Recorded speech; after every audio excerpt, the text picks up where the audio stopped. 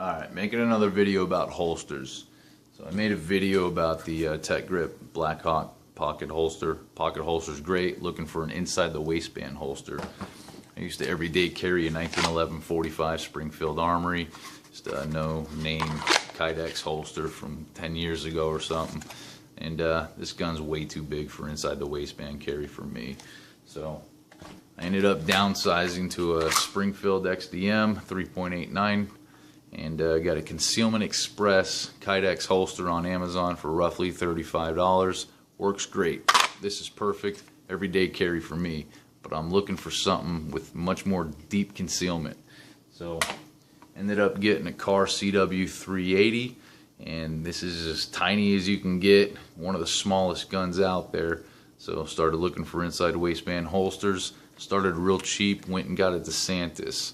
So with the Desantis inside the waistband holster, the first thing that you'll notice is the gun sticks up over the holster, so sweat will be building up on this, and that's what actually is going to poke into is your actual gun. Another thing that I noticed is it's pretty thick. It's pretty thick for how tiny this thing is. And everything online that I found did not show a hole in it. And actually when it showed up, it had 2 holes in it. No idea what these holes are for, so I reached out to Desantis 3 times. They haven't gotten back to me.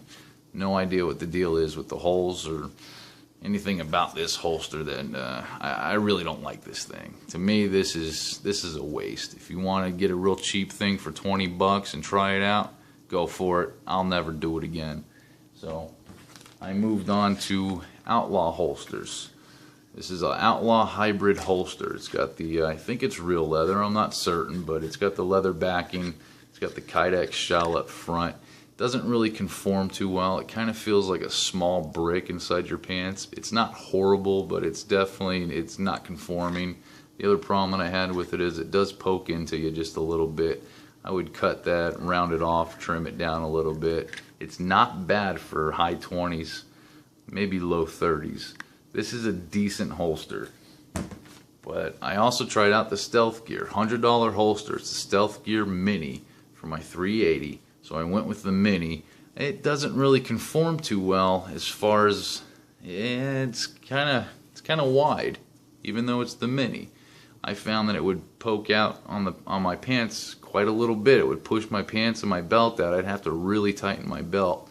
Tried this for about 3-4 days. Not a huge fan, but it does have that breathable padded mesh in the back.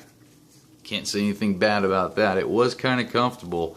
It just pushed out a tad.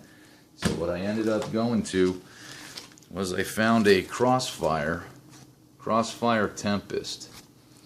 Wasn't expecting to be satisfied with nylon, but unlike the Desantis, it sticks up over your gun, and unlike the Outlaw, it's rounded, and since it's nylon, it's soft. It's not going to poke into you.